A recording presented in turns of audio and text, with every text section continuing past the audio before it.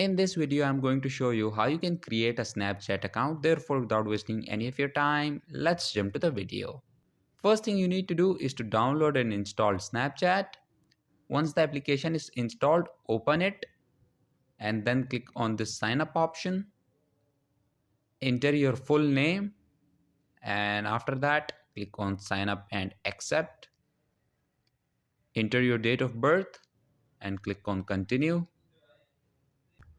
From here, you can select your username. So once you have done that, click on continue. Now create a strong password for your Snapchat account and click on continue. Enter your email address or you can also sign up with your phone number if you want to. Click on continue. Now it's asking for phone number. You can provide it if you want to, otherwise click on skip. And after that you have to create your avatar.